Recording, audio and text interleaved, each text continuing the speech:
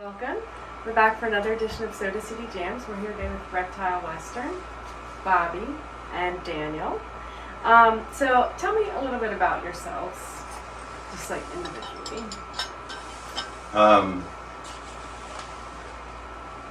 was born on April 19th.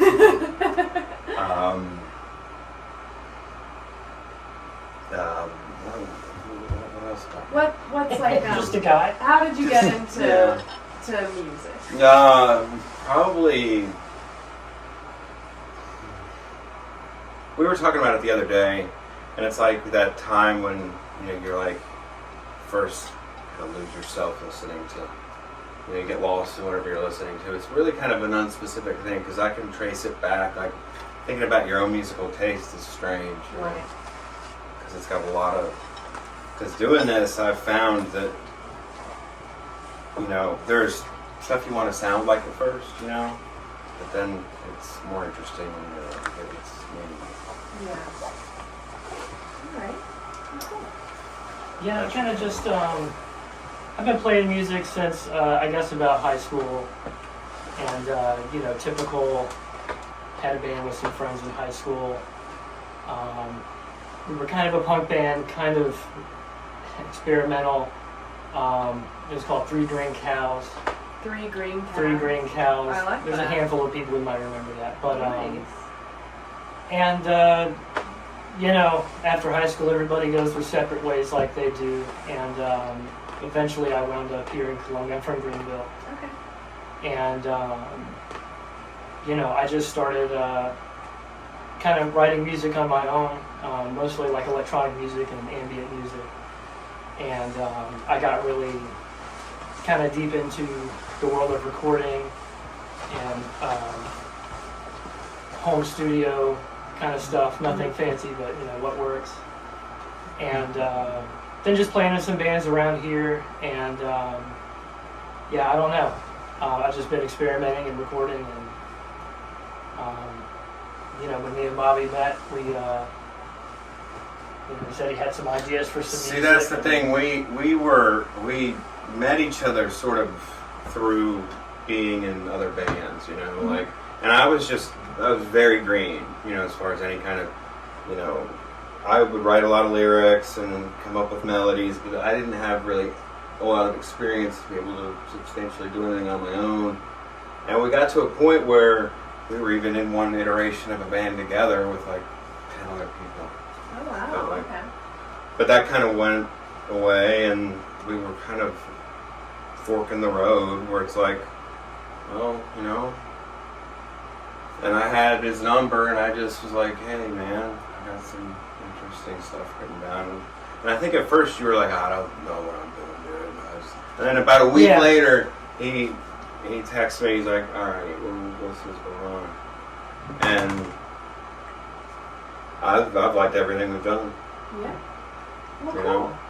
It's just, we're very different. We're, as far as like, because when you're younger and you're popping around trying to be in bands and everything, it's kind of like, that's collaboration, but it can be really difficult collaboration. Yeah. And I think we're different to the point where we bring different things and they combine, and it's like a science project more than it is. I like the way you describe it. More than it is, hey, you have to play that part this way. I don't know enough about music to tell anybody what to do. Yeah. But I mean, I kind of have more of a pop song structure sensibility, lyrical sensibility, and it's like throwing it into an atmosphere. You know what I mean? And that's really showed up in 2019. But I thought that the first EP, it makes sense what happens. You know what I mean? Like I hear it in the first EP what would become. 2019 was just like really sort of gone up. It was an upward. Because it's always just been so interesting. Like we're never at odds about. It's like, what is this going to become? You know what I mean? And usually, the names of the songs happen before any of it's written. It's just I'll just write a name, and then that's what that song will be. So it kind of is confusing at times, but I mean, Yeah, I think something that kind of drew us to collaborate and continue to collaborate with each other was that, you know, when you're playing in bands, there's a lot of big ideas going around, and people kind of set goals that may not really be realistic or tangible, especially in a small local music scene. And that's all fine and good, but, you know, we just wanted to explore writing music, you know. I just wanted something to be free to mix and kind of record and experiment with. And, you know, Bobby has a lot of abstract musical and lyrical ideas. And I also had to really become somewhat of a musician. yeah. Like, because, you know, I mean, I don't really, because it's so, if you listen to what we do, it's hard to really, like, I mean, there's a lot of flow, and it's very, you know, because I'll give Daniel a structure of something, you know, the bones of something. And with 2019, I got carried away because I would just do whole songs, you know? And what I really thought about for the newer stuff is, like, you don't regret anything you did before. It's more just like, okay, well where is it now? Yeah. You know? Especially because I used to only care about lyrics and writing lyrics and that kind of approach.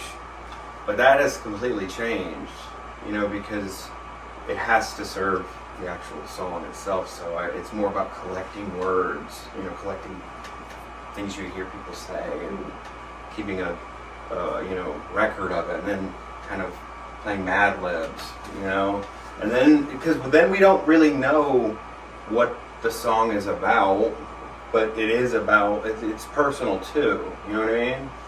It's just a mystery to us. It is, and It's up for interpretation. it's hard to explain. Yeah. But it's really fun because Yeah. it's like an experiment. Mm-hmm. That's all that matters. That you're having fun. Well, and I mean, we don't put anything out that we don't like, and Right. we're the most important people to like it. Like, Absolutely. you know what I mean? Like, if we like it, we have to be the first ones to really like it, because it's not really, because 2019 I think sounds very much in its own world. Like, but I really, for the newer stuff, wanted to be a little more, especially, you know, vocally, a little more upfront. You know, because the approach worked for 2019. It was sort of spacey and kind of abstract, and, like, you know, it's kind of, I'm a sort of unreliable narrator, you know. But for the newer things, I wanted it's a lot leaner, you know. And it's like, 'cause what I've sent you, it's just been it's been easier for you because you don't have the duct tape on the holes in the in the rhythms or whatever. So, how would you describe your genre? I don't think we really played with a genre. I think, I don't really. Okay. Yeah, that's a weird idea. I think we just have a variety of things that we each like, and a lot of that's the same. We're a weird combination, so it makes for it. I think it's kind of just whatever sounds right, and just and it usually kind of coalesces into the sound that it has. And I don't, it's because I don't hear anything immediate, like as far as, oh, that sounds like this sort of thing, you know, because we're just as likely to do something sparse and acoustic as we are like weirdo, you know, Outer space. synthy. We could do something catchy, or we could do synthy, something, you know, that's 7 minutes long and general. Yeah. Okay. So- Well, cool. I like the variety there. I was gonna mention, I like how on the EP yours transitions into stages set. Yeah. I like songs like that transition into the other. And then I was like I was telling you before we started, like the music sounds pretty psychedelic to me. That was the first word and that's just how I interpret it. But that's I would use that word as well. That's the first word that pops into I'll my take head that. was psychedelic, which I like. I like that kind of stuff. Kind of soothing. I think that because I mean, we don't choose a tone, you know, like, oh, this is going to be. And I've tried, when I was younger, I tried to be every kind of songwriter, you know, like, oh, I want to try to write political lyrics, or I want to try to write these lyrics, and that's just not, and that's okay. I think it's natural to be that way when you're, you know, figuring it out. But at this point, it's kind of very interesting what it becomes, because it's like I wouldn't categorize, because there is a psychedelic, because what is psychedelic music really, you know? Right. It's just music that isn't, it's kind of unruly, but in a sort of hypnotic way, and kind of, you know, we don't really think about sounding like anything, you know? Because the songs are actually pretty simple.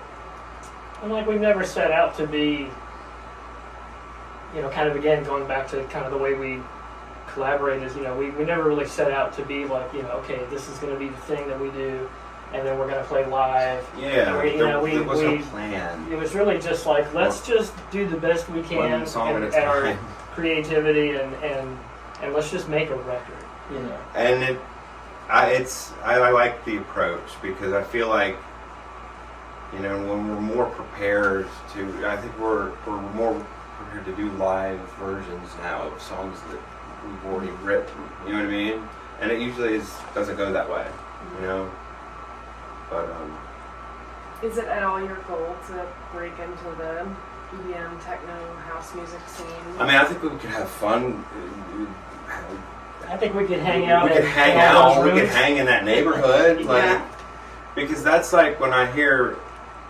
We talk a lot about the kind of listening habits you have when you're recording, when you're in the thick of making something, and it's interesting because you don't listen to music because you get into this because you love it, you know, you love the music that you love, but then when you're doing it, it's interesting what you hear, and because you're not seeking out music to listen to anymore, you're kind of in the own world of, you know, whatever that is you're making, so it's interesting what you gravitate to. And I think that shows up a lot.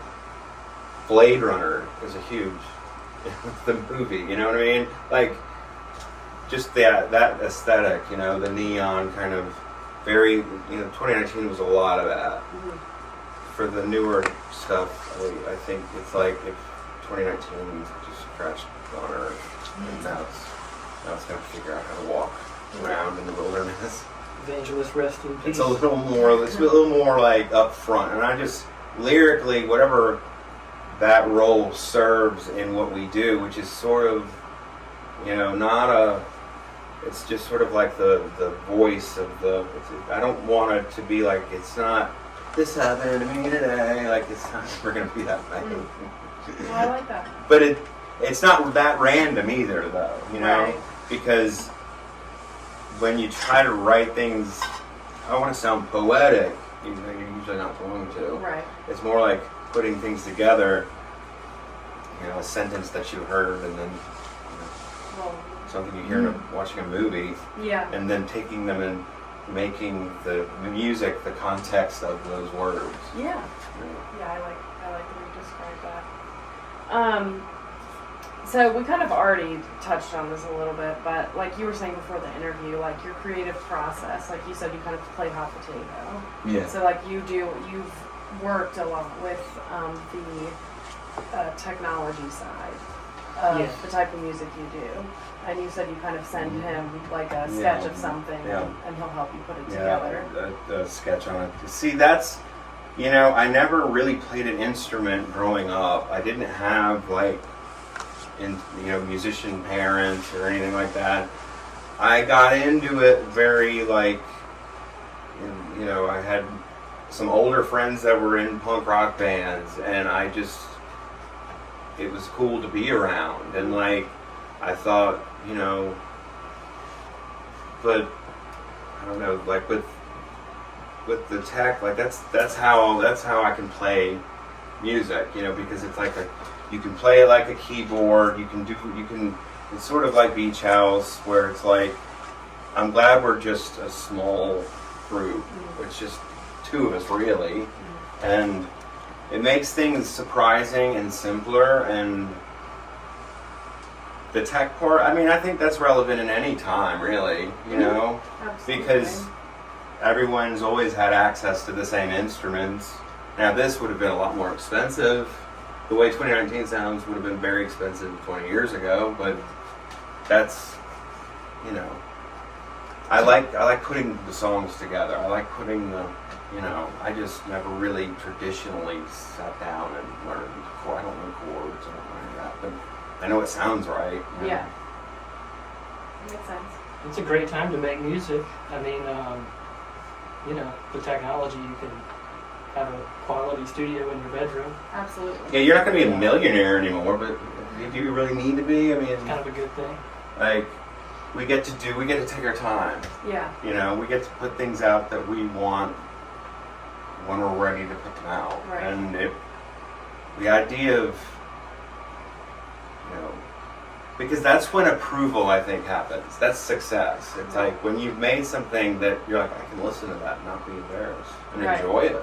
Yeah. You know, and it's forever. You know what I mean? 100%. And you said that you did play instruments in high school. You play guitar. Yeah, I started playing bass because all my friends got guitars. And so I figured, well, if I play bass, then Yeah. you know, it Daniel's gives me a slot. he's like, I enjoy playing bass, Yeah. probably more than anything. Although I probably pick it up. he's like a bass whisperer. Nice. Like he That's really is. awesome. Like that bass part on Dolly makes that song good. You know what I mean? That's the heart of that. And it's like, but he is such an atmospheric, and that was good for me to learn that kind of way of thinking about it, because it made me concentrate a lot more on rhythm and like giving a spine and sort of a, you know. Yeah, like I said, I can kind of just build a landscape. And then it's like putting that into an atmosphere. You know I what like I the mean? word atmosphere. I think that's a really great way to describe. And I love the idea of giving him something, he gives it back to me, and it sounds completely like a new thing. Yeah. Whereas I think a lot of groups have a lot of problems when it comes to that. Absolutely. They don't want their thing to be, whereas I don't know enough about what Right. Set it on fire. Turn it Yeah, around I mean, we backwards, have you know, songs see that what we've it does. done that when finished, when it ended up on the record, it didn't, you know, that's not what it sounded like to begin with. Yeah. But that's okay, and I mean that can turn into, you know, you sort of going. You can ruin a good song by just tinkering too much, but Yeah. we've gotten pretty good at knowing when to both go like, yes, yeah, there it is. Yeah. Okay. Cool. So do you have a favorite bass player, or do you have an inspiration bass player? You know, the people in music that inspire me aren't really musicians. They're really more like producers and Okay. people like that. God, I wish I could remember his name. It's the perfect time to remember his name. But you know, I mean, you know, there's Brian Eno, and not so much for. I mean, honestly, like if you go back and which I did over the pandemic, at my job I get to listen to headphones for half my day, so that's like a good 4 hours of me where I can just dive into anything. Yeah. And so, a lot of over the pandemic, I listened to a lot of like ambient music from the 1970s, which is like Brian Eno and stuff like that. You're talking about the Brian Eno that collaborated with David Byrne, right? Yes. Okay. Yeah. Just making sure. Yeah, I really like their collaboration. Yeah, and I mean he's pretty amazing. But there's other people who are. I mean, if you really listen to, you know, just pick a playlist on Spotify, ambient 1970s. Yeah. Brian Eno's really probably the least amazing. I mean, I know what they did was monumental and that really opened the door. But that's the kind of thing that I was really getting into and discovering people that I had never heard of. But that's kind of, I guess, who I would draw inspiration from. Or these are guys that were, sounds like they were bored jazz musicians who just decided to push the envelope and really use the studio as an instrument. And that's the kind of stuff that I like. You know, I'm a big My Bloody Valentine fan. Mm-hmm. You know, Loveless is amazing. You know, I like a lot of shoegazing music. I like a lot of everything. You know, but yeah, I mean, I wouldn't really say there's a musician in particular that I really look up to. You know, for that kind of stuff. I'm a fan of a lot of people. Very So. nice. Yeah, like our taste in music intersects in certain ways, but we're pretty a lot of differences. Like, you know what I mean? But that makes it a little more interesting because it would just sound like us. You know what I mean? And yeah, it's strange. Who is your digital artist? Like your Instagram, do you do that digital art? That's me. Yeah. That's so cool. Yeah. I love. Thank you. I love that. So you're pretty versatile. I mean. Well, I mean, I like the idea that our thing is like fall under the Reptile Western umbrella. You know what I mean? Mhm. It's just open-ended. There's no Yeah, music, I like that. Instagram, but like, Yeah, there's no music on it's like a treasure hunt. You know what I Yeah. mean? So But is that like a hobby of yours, digital art? Well, it's so much fun. Mhm. You know what I mean? Just messing with pictures you Yeah. take, you know? Yeah. And just seeing what happens. It's really not much different than what we do. It's like, okay, it's done. Mhm. You know, just distorting familiar things, Mhm. you know? Because it's a picture, and then it's like, well, if it's, you know, I do that too. It's the same as what we do with music. Well, that's really cool. I love all the digital art on your Instagram. It's like very colorful and That's a lot of fun. Yeah. That's a lot of fun. I mean, you know, it's really fun when I'm like, okay, because I'll just go walk around like out here, you know, and it's just like the trees and everything. It's just whatever I take a picture of, it's fun. yeah. I like the versatile talents that you guys have. Like you both bring so many different things to the table. So I think that's really cool. Yeah, we kind of like the idea of the mystery of that a little bit. You know, it's like, because we want to ultimately play regularly, because like we put out 2019 in November of 2019, and then of course 2020 happened. So I think theoretically we would have thought, okay, now we go and figure out how to do this live, but that's not what happened. Mm-hmm. So instead, we got like 30 something songs. We just dove deeper into the rabbit hole, you know? But it's gotten better, you know? And that's what's a lot of fun about it, is seeing it evolve. Because I don't understand the idea of like sitting down to write a song about something. You know what I mean? That doesn't really, now people can do that, they do it really well, but you just figure out what you do. And Yeah, I think for us the idea is kind of starts off pretty embryonic, and then it just gestates. yeah, and over time it kind of turns into something on its own. We just kind of touch it a little and back the off. concept happens after. You know what I mean? We'll kind of talk about it like, oh, that's interesting how it kind of went there. And like, we'll wonder what it means as much as anybody, you know. Yeah. I just like that it sounds good. Yeah. You know what I mean? Absolutely.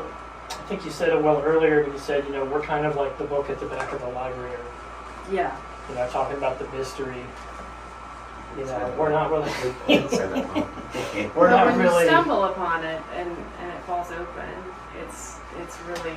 We want to be. See, that's a lot by design too. Not as much by design. That's just more. I'm not experienced enough to. We started this very small, you know, and like it just got better, and we want to do more. We're not gonna, you know, hide from people listening to it, but like we want to ultimately turn it into a live experience. But you know, the idea that it'll be more special, you know, when it happens, like just evolving it in a different way, you know, having the songs first, you know, You saw the drums.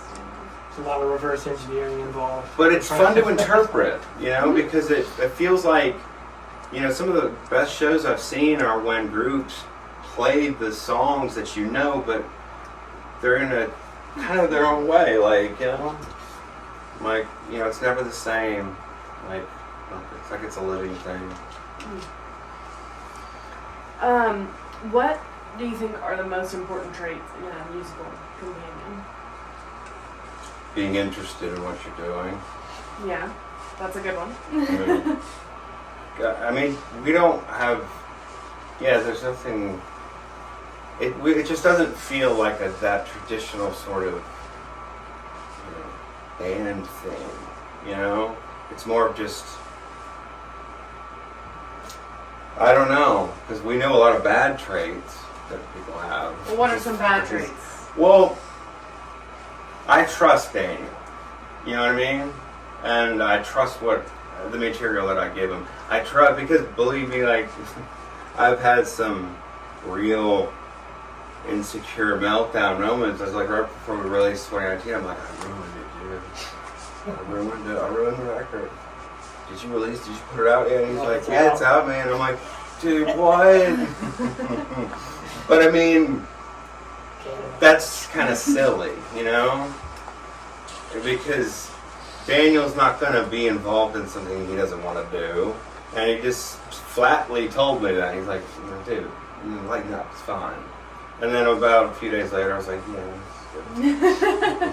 So trust. Trust. You really need that. Yeah. Because otherwise, you know, everybody, you want to be able to express what musical ideas you have without thinking it's stupid. Yeah, absolutely. And kind of accept that this is really, it's okay that this is pointless. You know Or what I if mean? it is stupid, have somebody you trust to tell you that I was it's about to stupid, say. so that Yeah. yeah, Absolutely. I like that. you need Kubrick, someone to know one or the other. You know? that Kubrick underneath. Yeah. That was awesome. Right Oh, there. Yeah, I think that's a good point too. Like, it's good to have someone you trust to tell it to you straight. And it's like, I know that he wants it to be good too. Right. You're both dedicated. But it's like, it's really and it's just difficult especially the more people that you have involved, and it's like, Yeah. it's hard to do that. And I just like the way, because whenever you start doing stuff like this when you're younger, you know, of course, you want to be on stage in front of people, and Right. with the stuff you thought looked cool. But then at one point it's like, okay, is this something you really want to do as far as get better at? So it's less about, this is the kind of person I want to be. I want to be a person who writes songs. It's just write them. Mm-hmm. You know what I mean? And It'll be what it's going to be. the politics and gatekeeping and everything of whatever that kind of success is, it's fine if it's good. If it's good, then we're fine. Yeah, that's right. You know, That's right. it'll work itself out. That's right. Yeah. And without the pressure of, Deadlines. Yeah. without the pressure of having to The idea feel like that's this is something that we're going to have to play live. It's like you said, the song first, you know. Yeah. Let's just do that, because that's the whole point of it. And we can reverse engineer how to play it live later. And it's almost like the song is born on record. It's born, and then you grow up with it. Yeah. You know what I mean? Playing it. Mhm. Like, it's just the opposite. Instead of rehearsing it until it's good enough to record. Yeah. That to me Do that sounds part first. more subject to second guessing, and I'm real bad about that anyway. Yeah. So, Yeah, that makes sense. but yeah, trusting the people you play with. Yeah. I'm curious what your first guitar was. I think, my first bass was a really crappy Hamer bass, and it was awful. And my first electric guitar was just a standard issue Fender Strat, the blue Chinese Strat, which, to be honest, I'm not like a virtuoso guitar player, but I've had a lot of guitars, you know. Yeah. And that cheap blue Chinese Strat was actually the Squire. It's actually probably one of the best sounding Strats I've ever had. Couldn't tell you why, but Yeah, I've got a Jazz Master now as far as electric goes, and I really love the Jazz Master. It's a 65 reissue. And again, I'm not a virtuoso, but just the sound of it, just the sheer like sonic nature of that is incredible. Mostly I play my acoustic, which is an Ovation I got for free. There's a guy I worked with just gave it to me, and I Wow. don't understand why, but That's nice. I took it and I ran with it. Cool. That's And awesome. I actually really enjoy it. I think a lot of people don't like Ovation acoustics because it has that, helicopter blade material, plastic backing part to it, and they say it kind of, I don't know, how do you describe it? Kind of seems to deaden it a little bit, but to me, I kind of like that because I played the Jesus out of it. I'll hit it really hard, and so for me, it just caps off the sound without going haywire. I actually kind of like that. So Cool. for what I need to do, Yeah. that's kind of it for me. Yeah. That's really cool.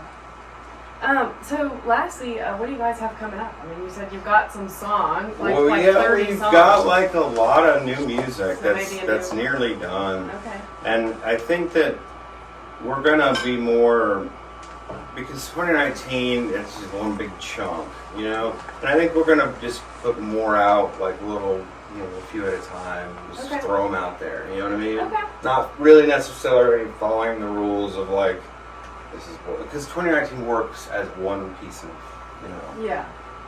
But now there's so much of it that there's like 2 or 3 albums that you could. But that's a good problem to have. But I want to start doing a lot more of this live in some kind of capacity, because that'll be a lot of fun Yeah. to just interpret these. The step that needs to be taken to get it live. That's an excellent question. Yeah. That is the question, I think. I mean, I think Is it something you starting guys really can't do by small. yourselves? or- Starting really small, maybe doing some live streams, of us just Maybe That's a playing. good idea. You And can- because having control over the way it looks, Maybe even just do an acoustic bass version of the song. Like a see, very that's the stripped thing. down Like kind a of thing lot of our first. songs sound really good when it's just an acoustic guitar, and you can 'Cause you can go to any open mic or any kind of thing like that, just to get out and do I something think it'll every once in a while. Just to when circulate the name. what's exciting to me is that when we are doing that, we'll be good at it already. Yeah. We'll be familiar with it. Yeah, It's not and there's something special to me about that because I love the songs. You know what I mean? And they're fulfilling. That would be a very fulfilling thing to be able to play them Yeah. live. And it's just usually that's not their trajectory of how these things work. And I think trying to do it minimally too, because like you said, a lot of the bands that we like, a lot of I'm an old man. I won't say new bands, but like a band like Beach House, who I think we both kind of admire a lot. Yes. I've never seen them live in person, but watching video of them play live, they have a very simple setup, but they have a huge sound. It's very And I think- atmospheric, and it's very you can do a lot with. You don't need. You do a lot with a little. Yeah, I and think that's the goal.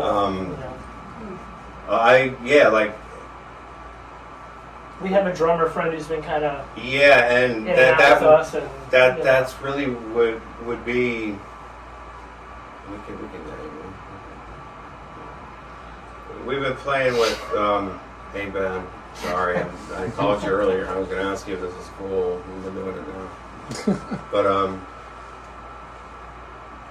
our friend Ben, he's probably the best drummer in Columbia, and the idea of us having something like that with what we do, because I've spent a lot of time during this weird off time we've had for the past, you have 2 or 3 people you hung out with, I thought I'm gonna get to a point where I could perform live, you know what I mean? So I just got with Ben, and I got behind the keys on the iPad, and he was on drums, and it was a lot of fun because what we do is something very different than he's ever done.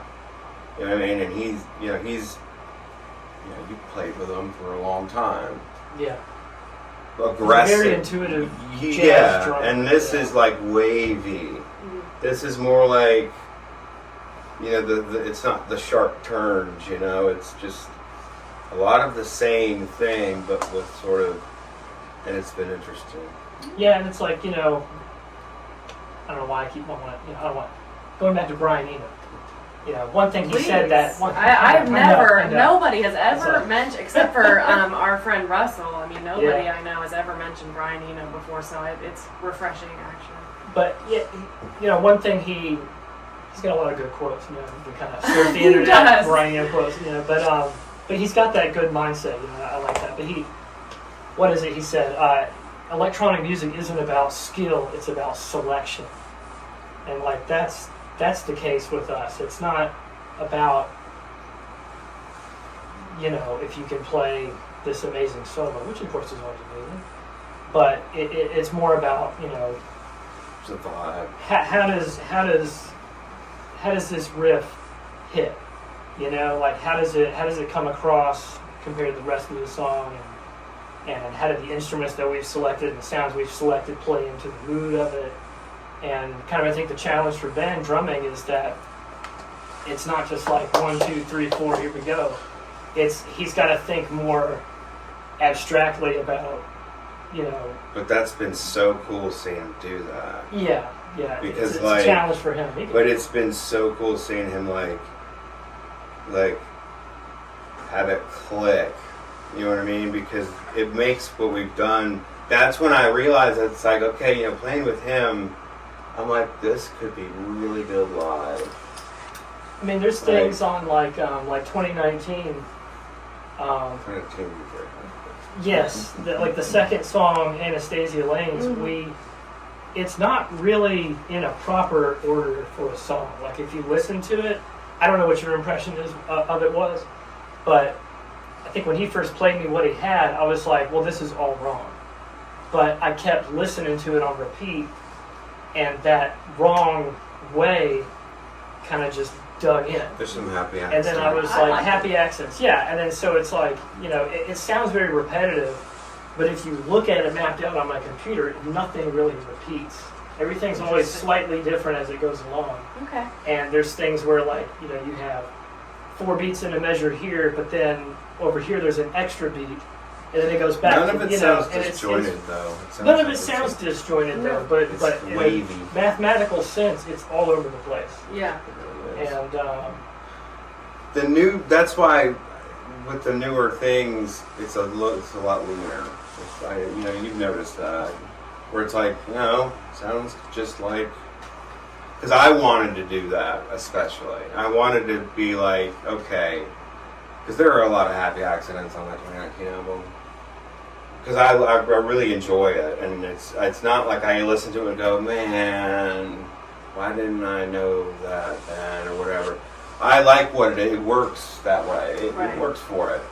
But this time around, I just thought, let's make this a little more tight and up front. But still, I don't know. It feels more confident.